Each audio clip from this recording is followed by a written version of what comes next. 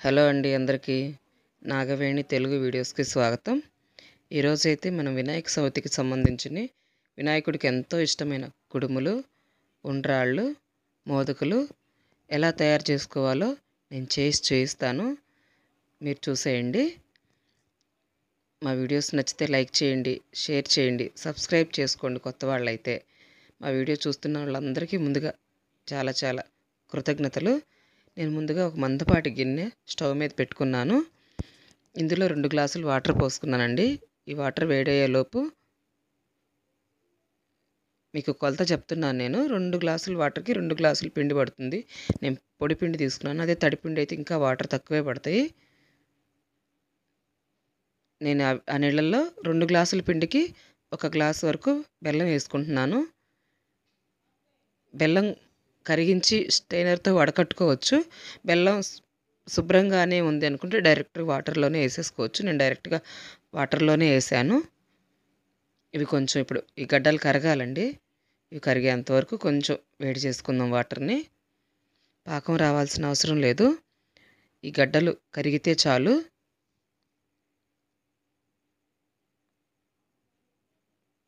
ఇప్పుడు నేను పోసుకున్న ఈ వాటర్కి 2 గ్లాసులు వాటర్ పోసుకున్నాను. 1 గ్లాస్ బెల్లం వేసుకున్నాను. 2 గ్లాసులు పిండి నేను పోస్తాను. చూడండి, ఈ బెల్లం కొంచెం కరగాలి. ఈ గ్లాస్ వచ్చేసి సుమారు మనకు 1/2 లీటర్ పాలు పడతాయి కదండి. ఆ గ్లాసు మీకు వీడియోలో సరిగ్గా కనిపిస్తుందో లేదో తెలియదు, అందుకే చెప్తున్నాను. 2 గ్లాసుల పిండికి 1 గ్లాస్ వరకు బెల్లం వేసుకున్నాను. 2 గ్లాసులు వాటర్ పోసుకున్నాను. నేను పొడి పిండి కాబట్టి 2 గ్లాసుల నీళ్ళకి 2 గ్లాసుల పిండి పట్టిద్ది. తడిపిండి అయితే ఇంకొంచెం వాటర్ తగ్గించుకోవచ్చు. తడిపిండితోటైనా చేసుకోవచ్చు, పొడి పిండితోటైనా చేసుకోవచ్చు. మనం ఈ బెల్లం కరిగి వేడి నీళ్ళలో వేస్తాం కాబట్టి పొడిపిండి అయినా బాగా కుడుములు ఇరిగిపోకుండా, ఉండ్రాళ్ళు ఇరిగిపోకుండా బాగా జిగురు వస్తాయండి. నేను కొంచెం సాల్ట్ యాడ్ చేసుకుంటున్నాను. ఏ స్వీట్ అయినా సరే, బెల్లం అయినా, పంచదార అయినా, పరమాన్నం అయినా, పాల తాలికలైనా లేదా ఇలా కుడుములైనా కొంచెం సాల్ట్ వేసుకోవటం వల్ల రుచి మరింత పెరిగిద్ది. నేను కొంచెం సాల్ట్ యాడ్ చేసుకున్నాను. మీరు ఒకసారి ట్రై చేయండి. సాల్ట్ వేసుకోకుండా సాల్ట్ వేసుకొని రెండింటికి టేస్ట్ మీకే డిఫరెంట్ తెలుస్తుంది. నేనైతే ప్రతి దాంట్లో కొంచెం సాల్ట్ వేస్తాను. ఇప్పుడైతే మనం కొంచెం 1 టేబుల్ స్పూన్ నెయ్యి యాడ్ చేసుకుందాం. ఈ నెయ్యి కమ్మగా ఉంటుంది. నెయ్యి యాడ్ చేయటం వల్ల టేస్ట్ మరింత పెరిగిద్ది. మీకు చేతులకి ఆ పిండి అంటుకోకుండా బాగా జిగురుగా ఉంటుంది. నేను నెయ్యి వేసాను.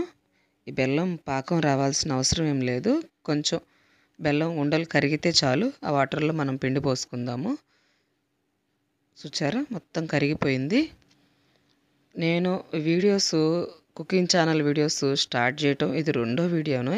ఈ వీడియో మీకు వినాయక చవితి లోపు వస్తుందో రాదో తెలియదు. కొంచెం లేట్ అయినా నా వీడియోని వాచ్ చేయండి, చూడండి. ఫస్ట్ ఎలా చేశాననేది చూడండి. కొంచెం నేను ఇలాచీ పౌడర్ వేసుకున్నాను. నీళ్ళు మరుగుతున్నాయి. ఇందాక నెయ్యి వేసాను, ఇప్పుడు యాలక్కాయల పొడి వేసాను. ఇప్పుడు పిండిని యాడ్ చేస్తున్నాను. స్టవ్ ఆఫ్ చేసుకొని పిండి వేసుకోండి. నీళ్లు మరిగిపోయి ఉన్నాయి కాబట్టి స్టవ్ వెలుగుతూ ఉండాల్సిన అవసరం ఏం లేదు.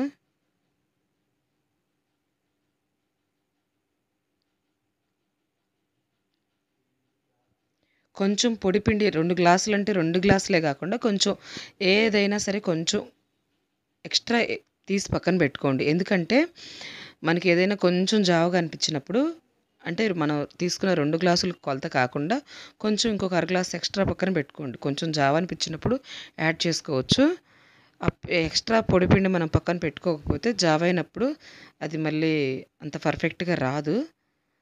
ఇది ఇప్పుడు చూపిస్తే నేను 2 గ్లాసులు వేసానండి. 1 గ్లాస్ వేయటమే మీకు కనిపించింది, ఇంకోటి మిస్ అయింది. ఈ 2 గ్లాసులు పొడిపిండి ఇందులో వేసుకున్నాను. ఇది ఇప్పుడు బాగా వేడి మీద ఉంది కాబట్టి మీకు ఇలా కనిపిస్తుంది. ఆరాక చల్లబడితే గట్టిపడిద్ది. అది అంతలోపు మనం పక్కన పెట్టుకొని మోదుకుల్లోకి ఏమైతే ప్రిపేర్ చేసుకోవాలో అది మళ్ళీ చూపిస్తాను నీకు. ఇది పక్కన పెట్టేసుకుందామండి. ఇదే పిండిని మనం మోదుకుల్లోకి, అలాగే కుడుములు, ఉండ్రాళ్ళు ఎలా ప్రిపేర్ చేసుకోవాలో చూపిస్తాను. ఇదే పిండి సరిపోయిద్ది. ఇప్పుడు నేను ఈ గిన్నెలోకి పక్కకు తీసుకుంటున్నాను కదా, ఇది వచ్చేసి మోదుకుల్లోకండి. ఈ గిన్నెలో ఉన్నదైతే స్టీల్ గిన్నెలో ఉంది కదా, ఈ పిండి అయితే కుడుములు, ఉండ్రాళ్ళు ఎలా తయారు చేయాలో చూపిస్తాను. ఇప్పుడు ఇందులో మనం ముందుగా నేను పచ్చి కొబ్బరి తురిమి పెట్టుకున్నాను. మీరు పచ్చి కొబ్బరి అయినా ఎండు కొబ్బరి అయినా యాడ్ చేసుకోవచ్చు, లేదంటే కొబ్బరి ఇష్టం లేకపోతే తీసేయచ్చు. ఇప్పుడు నేను ఉడికించి పెట్టుకున్నానండి మోదుకల్లోకి పిండి. పచ్చెనపప్పు ఉడికించి పెట్టుకున్నాను. నేను ఉడికించిన పచ్చెనపప్పే నేను కుడుములోకి వేస్తున్నాను. పచ్చి వేస్తే కొంచెం ఉడకవు, గట్టిగా ఉంటాయి. అందుకే నేను ఉడికించి పెట్టుకున్నాను. అవే కొంచెం పక్కకు తీసుకొని నేను కుడుముల్లో యాడ్ చేసుకుంటున్నాను. పక్కన మీకు ఇంకొక పిండి కనిపిస్తుంది కదా, అదైతే మోదుకుల్లోకి స్టఫింగ్ తర్వాత చూపిస్తాను. అది మెదిపి పెట్టుకున్నాను నేను. ఇప్పుడు ఇవి ఇందులో యాడ్ చేసుకుందాము. పచ్చెనగపప్పు మీకు ఎంతవరకు సరిపోతాయి, ఉడికించిన పచ్చెనగపప్పు అండి. కొబ్బరి, పచ్చెనపప్పు, ఇదైతే ఈ పిండి నేను మోదుకుల్లోకి మెదుపుకొని పక్కన పెట్టుకున్నాను. అవి మెదుపుకునేటప్పుడే నేను కొంచెం ఎంతవరకు కుడుముల్లోకి కావాలో అంతవరకు నేను పచ్చెనపప్పు తీసి పక్కన పెట్టేసుకున్నాను. ఈ పిండి మెదుపుకున్నాను కదా, దీంట్లో అయితే బెల్లం ఏమి యాడ్ చేయలేదు. నేను తర్వాత దీన్ని చూపిస్తాను. మనం ఒకేసారి ఉడికించుకున్నప్పుడు మోదుకుల్లోకి కుడుముల్లోకి ఒకేసారి ఉడికించుకుంటే పచ్చెనపప్పు మీకు టైం చాలా సేవ్ అవుతుంది.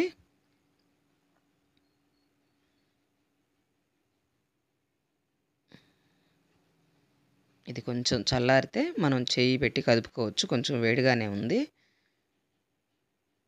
ఇది కొంచెం చల్లారిద్దాం, పక్కన పెట్టేస్తున్నాను.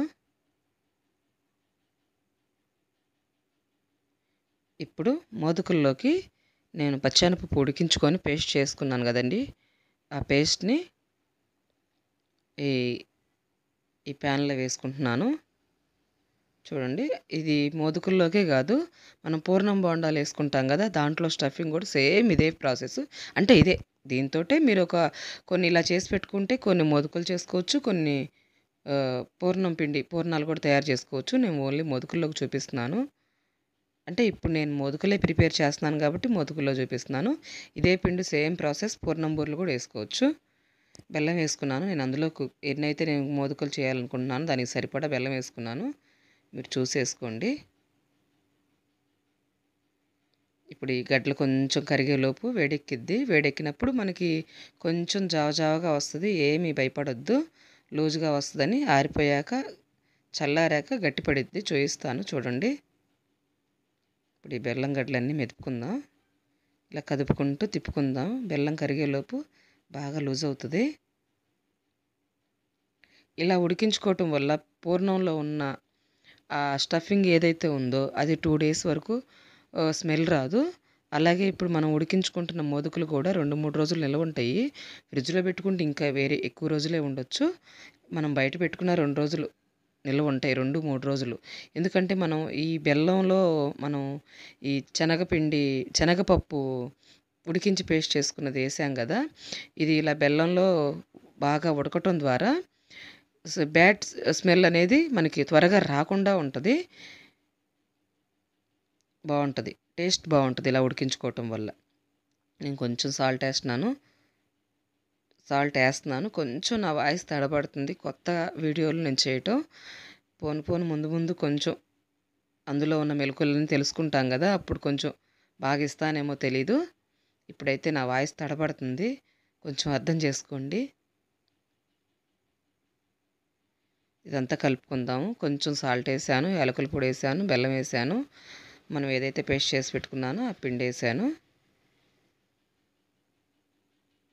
ఇది కొంచెం ఉడకాలి, బాగా దగ్గర పడేంతవరకు ఉడకాలి. కలర్ మారిద్ది, కొంచెం బ్రౌన్ కలర్లో వస్తుందండి. ఇప్పుడు ఎల్లో కలర్లో కనిపిస్తుంది కదా, కొంచెం అలా వచ్చాక మనం ఆపుకుందాం. కొంచెం దగ్గర పడిద్ది, మనకు పెన్నానికి అంటుకోకుండా ఉడికినప్పుడు బాగా దగ్గర పడినట్టు కొంచెం సేపు ఉడికించుకుందాం.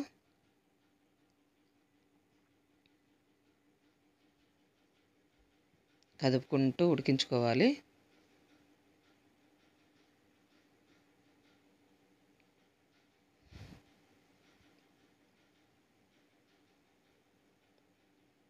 మా ఛానల్ని చూసేవాళ్ళంతా ఖచ్చితంగా ఒక లైక్ ఇవ్వండి. మా వీడియోస్ మీకు నచ్చినాయి అని నాకు అనిపిస్తుంది. ఫాలో అవ్వండి. ఇందులో ఏమైనా లోటుపాట్లు ఉంటే నాకు చెప్పండి. చూడండి, ఉడికిపోయింది, కొంచెం దగ్గర పడుతుంది. ఇలా పిండంకి అంటుకోకుండా మనం గరిటెంపటే వస్తుంది కదా, ఇలా ఉడికితే చాలు, పర్ఫెక్ట్గా ఉడికినట్టే. ఇంకా ఇలా దగ్గర పడిపోతే దగ్గరకు వచ్చేసింది, ఇంకా అయిపోయిందండి. చూడండి ఇప్పుడు ఇలా ఉంది కదా, ఇందాక బాగా లూజుగా ఉంది, ఇప్పుడు గట్టిపడింది. చల్లారితే ఇంకొంచెం గట్టిపడిద్ది. మనం ఇప్పుడు బాల్స్లా చేసుకోవటానికి పర్ఫెక్ట్గా ఉండిద్ది.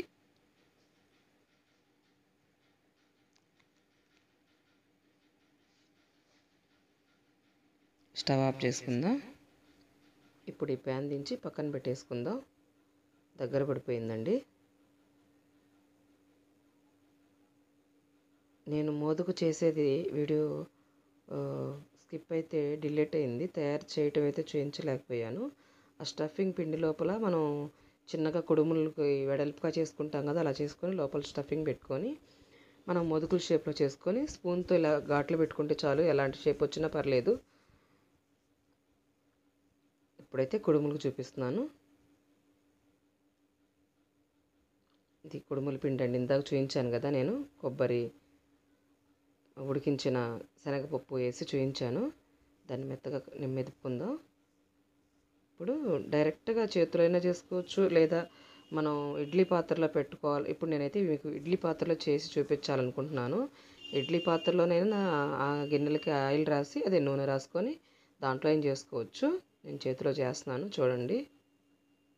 ఎలా చేసినా సరే మనం వేడి నీళ్ళల్లో వేసి ఉడికించుకున్నాం కాబట్టి అసలు కొంచెం కూడా గీతలు రావటం, ఇరిగిపోవటం, అంచులు అలా ఏమీ ఉండదు. ఉడకకుండా పొడి పొడిగా ఉండటం అలా అస్సలు ఉండదు. చాలా బాగుంటాయి. షేప్ ఏ విధంగా చేసుకున్నా సరే.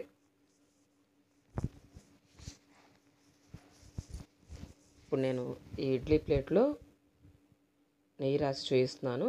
డైరెక్ట్గా ప్లేట్లో కూడా చేసుకోవచ్చు, చేతిలో చేసుకొని ప్లేట్లో వేసుకోవచ్చు, లేదా అన్నీ ఒకేసారి మనం ప్లేట్లో ప్రిపేర్ చేసుకొని తర్వాత ఈ ఇడ్లీ ప్లేట్ మీద వేసేసుకొని మనం దాంట్లో పెట్టేసుకోవచ్చు. ఇలా చేతిలో చేసుకొని ఇలా ఇడ్లీ పిండి మీద పెట్టేసుకోవచ్చు. సారీ అండి, ఇడ్లీ ప్లేటు. ఇలాగా మనం దేవుడికి నైవేద్యం కోసం కాబట్టి మనం ఒక 5, 7, 21 ఇలా చేసుకుంటాం కాబట్టి ఈ పిండి అన్నిటికీ సరిపోయేలాగా ఒకే విధంగా అంటే ఒకేసారి ప్రిపేర్ చేసుకోవచ్చు. మోదకులకి, అలాగే కుడుములకి, ఉండ్రాళ్ళకి మనం కొంచెం గుప్పెడికి ఇలా అంటాం కదా పిడికిలని, అవి కూడా చేసుకోవచ్చు. చూపిస్తాను మీకు అవి కూడా. నేను ఇప్పుడు ఇలా ఈవెన్గా ప్లేట్లోనే చేసుకోవచ్చు. అస్సలు ప్లేట్కి మనం నెయ్యి రాసుకున్నాం కాబట్టి ఏమాత్రం ఒక్కర కూడా కుడుము అంటుకోదు. మనం చేతికి ఆల్రెడీ నెయ్యి రాసుకొనే చేస్తున్నాము.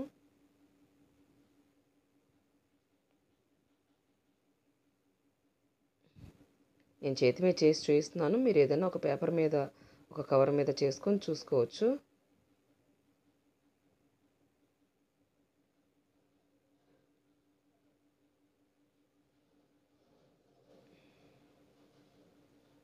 ఇలా రెడీ అయిపోయాయి. చూసారు కదా, ఒక ప్లేట్ నేను వేసాను. ఇప్పుడు ఉండ్రాళ్ళు చూస్తాను చూడండి. ఇలాగా ఎంత మీకు మంచి లావుగా సైజు కావాలనుకున్నా, మీడియం సైజు కావాలనుకున్నా, చిన్న సైజు కావాలనుకున్నా, అలా ఏ సైజు కావాలంటే ఆ సైజులో మనం చేసుకోవచ్చు. నేనైతే మీడియం సైజు చేస్తున్నాను. అంటే కుడుములతో పాటు పెడుతున్నాను కాబట్టి నేను మోదకులు, కుడుములు ఇవన్నీ ఒకే వాయిలో మీకు చూపించాలనుకుంటున్నాను కాబట్టి నేను కొంచెం మీడియం సైజు చేస్తున్నాను.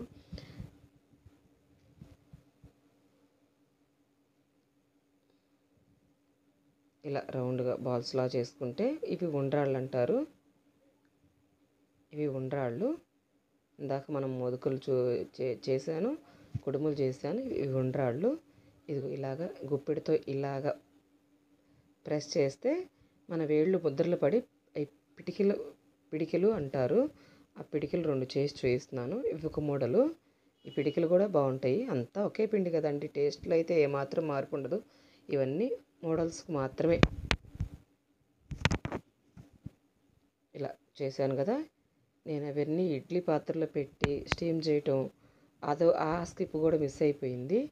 నేను ఆల్రెడీ ఉడికించుకున్నాను. ఇప్పుడు మీకు ఉడికిన తర్వాత ఒక 5 నిమిషాలు చల్లారాక తీయాలి. మరీ వేడిగా ఉన్నప్పుడు తీయకూడదు.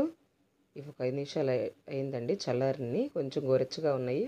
ఇప్పుడు తీసి ప్లేట్లో పెట్టుకోవచ్చు. చూసారండి, మోదకులు పెట్టాను నేను పైన. మోదకులు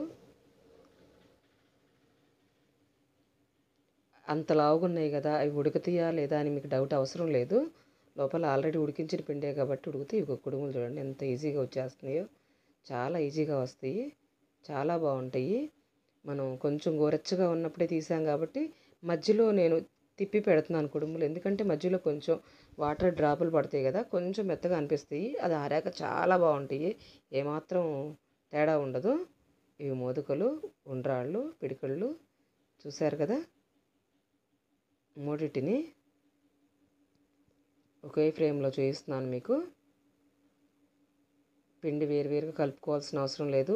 ఒకే విధమైన పిండితోటి కొంచెం మార్పుతోటి ఉండ్రాళ్ళు చూడండి ఎంత సాఫ్ట్గా ఉన్నాయో, బాగా ఉడికిపోయినాయి. చూడండి ఎక్కడ పగుళ్ళు ఇరుగుళ్ళు అనేది ఏమి ఉండదు. ఉండ్రాళ్ళు, పిడికిళ్ళు, కుడుములు, మోదుకులు చాలా పర్ఫెక్ట్గా ఉడికినాయి, చాలా బాగుంటాయి. నేను పచ్చనిపప్పు ఉడికించేసుకున్నాను కాబట్టి మీకు పచ్చగా ఏం కనిపించట్లేదు. పచ్చిగా వేస్తే కొంచెం పచ్చగా కనిపిస్తాయి, అవి అంత గట్టి గట్టిగా తగులుతాయి, అవి సరిగ్గా ఉడకవు. చూసారు కదండి కలర్ఫుల్గా ఉంది ప్లేట్ అంతా. వినాయకుడికి ఇష్టమైన ఉండ్రాళ్ళు లోపల కూడా పర్ఫెక్ట్గా ఉడికిపోయినాయి. చూసారు కదండి. మా వీడియో నచ్చితే వీడియోని ఫాలో అవ్వండి, లైక్ చేయండి, షేర్ చేయండి, సబ్స్క్రైబ్ చేసుకోండి. మరొక వీడియోతో మళ్ళీ కలుద్దాం. అంతవరకు సెలవు. చూస్తూనే ఉండండి నాగవేణి తెలుగు వీడియోస్.